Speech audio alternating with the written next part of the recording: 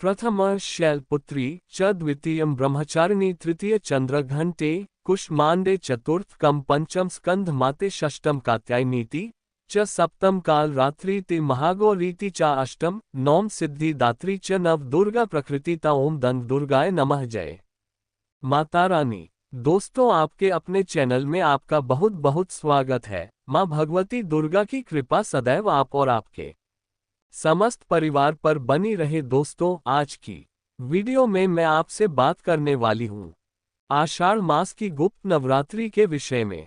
आषाढ़ मास में गुप्त नवरात्रि आती है, जैसे कि आप सभी जानते हैं कि वर्ष भर में 4 नवरात्रि होती हैं।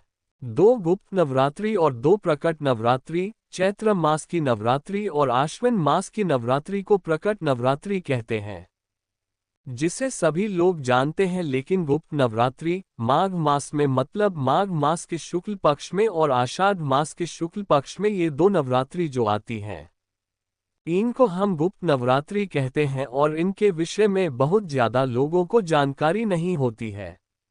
बहुत से लोग तो ऐसा समझते हैं कि गुप्त नवरात्रि में तंत्र मंत्र या फिर तांत्रिक क्रियाएं की जाती हैं। नहीं, ऐसा नहीं है। गुप्त नवरात्रि में भी आम जनमानस बिल्कुल उसी प्रकार से पूजा आराधना कर सकते हैं और नवरात्रि का कई गुना फल प्राप्त कर सकते हैं, क्योंकि शास्त्रों में कहा गया है कि प्रकट नवरात्रि से अधिक फल प्राप्त होता है। गुप्त नवरात्रि में देवी की आराधना का तो शक्ति की विशेष आराधना का समय होता है। गुप्त नवरात्रि का समय, जैसे कि हम प्रकट नवरात्रि में मां दुर्गा के 9 स्वरूपों की आराधना करते हैं। गुप्त नवरात्रि में 9 स्वरूपों के अलावा भी 10 महाविद्याओं की आराधना की जाती है और इन 10 महाविद्याओं की आराधना से समस्त प्रकार की सिद्धियां प्राप्त हो जाती हैं। समस्त प्रकार की कामनाएं शीघ्र ही पूर्ण हो जाती हैं।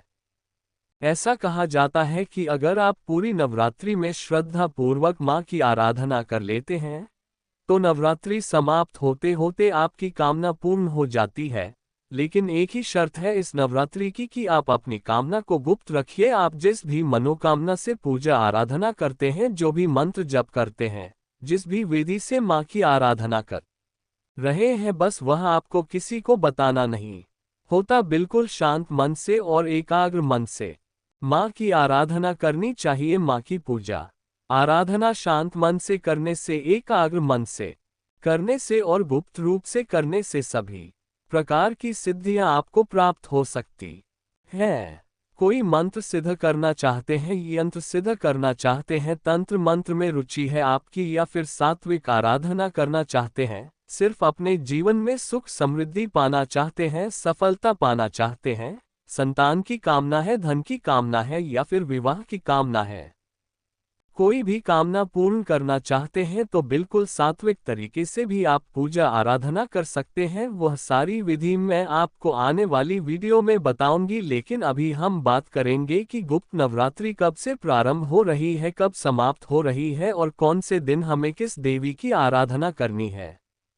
तो वीडियो को अंत तक जरूर देखिए और हाँ, अच्छी लगे वीडियो तो लाइक भी जरूर कर दीजिए, क्योंकि आपके लाइक्स, आपके कमेंट्स मेरे लिए बहुत महत्वपूर्ण होते हैं। यह एकमात्र जरिया है जिनसे मुझे पता चलता है कि आपको ये वीडियो अच्छी लगती है और आपके लिए यह वीडियो उपयोगी है। तो अगर वीडियो अच्छी लगे तो लाइक तो जरूर ही किया कीजिए। बात करेंगे तिथि के बारे में, लेकिन उससे पहले जानते हैं कि गुप्त नवरात्रि का महत्व क्या है, महाविद्याओं की पूजा किस प्रकार से की जाती है। देखिए, गुप्त नवरात्रि में एक विशेष प्रक्रिया होती है जिसमें कि हम शक्ति के सभी रंग की आराधना करते हैं, क्योंकि इस समय में शक्ति के सभी रंग प्रकट हो जाते हैं। देवी काली देवी, तारा देवी, ललिता देवी, मां भुवनेश्वरी देवी, त्रिपुर भैरवी देवी, छिन्नमस्तिका देवी, मां धूमावती देवी, बगलामुखी देवी, मातंगी और देवी कमला, ये सभी शक्तियां पजामे प्रकट हो जाती हैं। इन सभी शक्तियों की पूजा मुख्य रूप से तांत्रिक साधना में की जाती है और बिना गुरु के इन 10 महाविद्याओं की आराधना नहीं की जाती है। मतलब 10 महाविद्याओं की आराधना करने के लिए कोई गुरु होना चाहिए, जो कि स्वयं भी उस महाविद्या को, जो महाविद्या की आराधना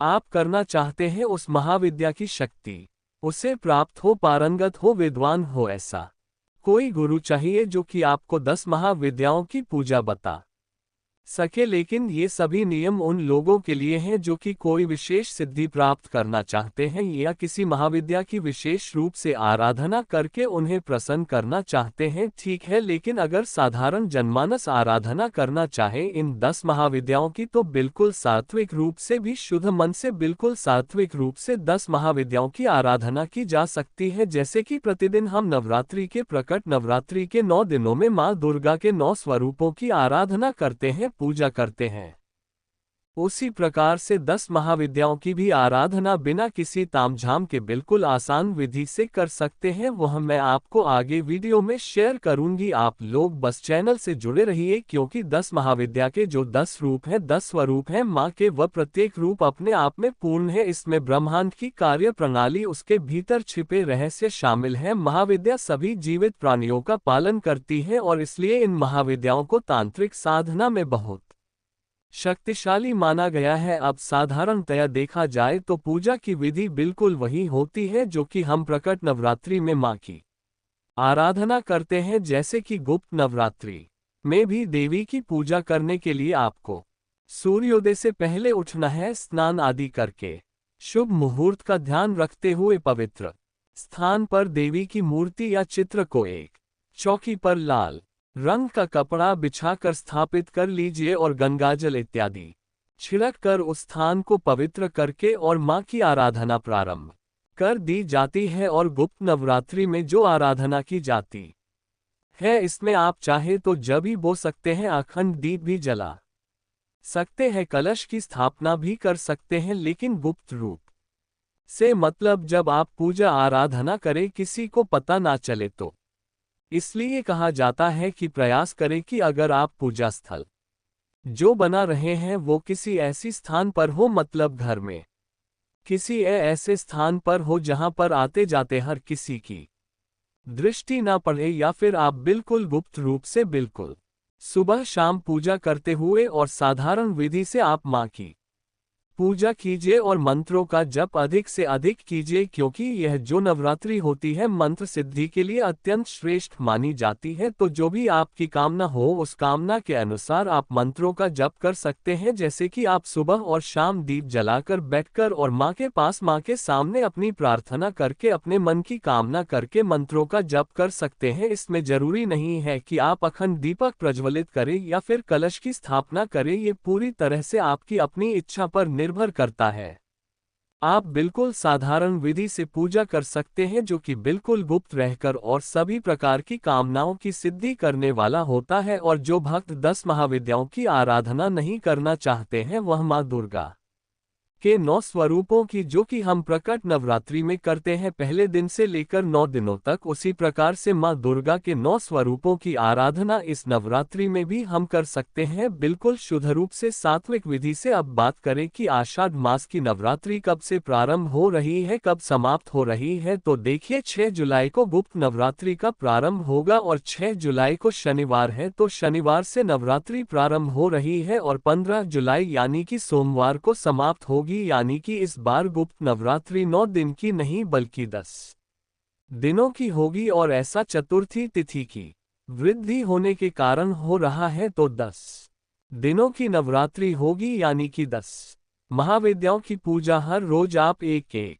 महाविद्या की पूजा कर सकते हैं, या फिर माँ दुर्गा के 9 स्वरूपों की आराधना इन दिनों में आप कर सकते हैं। आप जैसे कि कई भक्तों के प्रश्न आते हैं कि क्या गुप्त नवरात्रि में हम व्रत धारण कर सकते हैं, तो इस विषय में आगे जानकारी देती हूँ। पहले आप सुनिए कि किस दिन हमें किस देवी की आराधना करनी है। देखिए, पहला दिन नवरात्रि का 6 जुलाई को प्रारंभ हो रहा है, शनिवार का दिन होगा। इस दिन आपको माँ दुर्गा के प्रथम स्वरूप माँ शैलपुत्री की पूजा करनी है और 10 महाविद्याओं में से पहली महाविद्या की आराधना पहले दिन यानी कि 6 जुलाई को की जाएगी। 7 जुलाई रविवार को आषाढ़ गुप्त नवरात्रि का दूसरा दिन रहेगा और इस दिन माँ दुर्गा के दूसरे स्वरूप माँ ब्रह्मचारिणी की पूजा करेंगे और इसके साथ ही 10 महाविद्याओं में से दूसरी महाविद्या माँ तारा की आराधना इस दिन की जाएगी। 8 जुलाई सोमवार का दिन है, आषाढ़ मास की गुप्त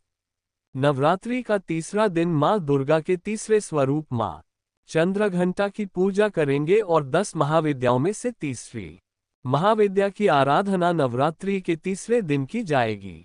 9 जुलाई मंगल मलवार को गुप्त नवरात्रि की चतुर्थी तिथि रहेगी। इस दिन मां दुर्गा के चौथे स्वरूप मां कुष्मांडा की पूजा हम करेंगे और 10 महाविद्याओं में से चौथी महाविद्या की आराधना इस दिन की जाएगी। 10 जुलाई बुधवार का दिन, इस दिन भी गुप्त नवरात्रि की चतुर्थी तिथि ही रहेगी। इस तरह से 2 दिन चतुर्थी तिथि होने के कारण नवरात्रि 10 दिनों की मानी जाएगी। 11 जुलाई को गुप्त नवरात्रि की पंचमी तिथि है। देवी स्कंद माता की पूजा करेंगे। 12 जुलाई को शुक्रवार के दिन गुप्त नवरात्रि की षष्ठी तिथि है। मां कात्यायनी की पूजा करेंगे। 13 जुलाई शनिवार को आषाढ़ मास की गुप्त नवरात्रि की सप्तमी तिथि पर देवी कालरात्रि की पूजा करने का विधान है। 14 जुलाई को यानी कि रविवार के दिन आषाढ़ मास की गुप्त नवरात्रि की अष्टमी तिथि है, जिसे महाअष्टमी कहेंगे और इस दिन देवी महागौरी की पूजा की जाएगी। 15 जुलाई सोमवार के दिन गुप्त नवरात्रि का अंतिम दिन रहेगा और इस दिन देवी सिद्धिदात्री की पूजा करेंगे। इसी प्रकार से मतलब इसी क्रम में हम 10 महाविद्याओं की भी आराधना इन्हीं 10 दिनों के बीच में करेंगे। गुप्त नवरात्रि में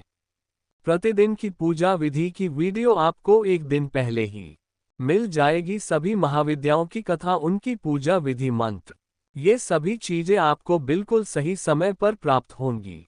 इसलिए चैनल से जुड़े रहिए। तो प्रतिदिन की पूजा विधि और गुप्त नवरात्रि में कौन सा उपाय करें, किस मंत्र का जप करें, ये बहुत सारी जानकारी जो भी आपको चाहिए। अगर आपका कोई प्रश्न भी हो तो कमेंट बॉक्स में आप लिख सकते हैं। किस कामना के लिए कौन से मंत्र का जप करना चाहिए और कौन सी समस्या के समाधान के लिए आपको इस गुप्त नवरात्रि में उपाय करना है, ये सारी जानकारी आपको आने वाली वीडियो में मिलेंगी। इसके अलावा अगर आपका कोई भी प्रश्न हो तो आप कमेंट बॉक्स में लिख सकते हैं। दोस्तों, उम्मीद करती हूँ कि हर रोज की जो कथा की वीडियो है जो प्रतिदिन सुबह अपलोड होती है आप लोग जरूर सुनते होंगे। एकादशी व्रत की वीडियो चैनल पर अपलोड हो चुकी है, आप देख लीजिए। इसके अलावा सावन मास कब से प्रारंभ हो रहा है, कब समाप्त हो रहा है और इस महीने में कौन कौन से त्योहार मतलब कौन कौन से व्रत और त्योहार किस किस दिन पड़ने वाले हैं, सारी जानकारी चैनल पर अपलोड है। वीडियो आप वहां से ले सकते हैं। मिलती हूँ मैं आपसे अगली वीडियो में, तब तक के लिए जय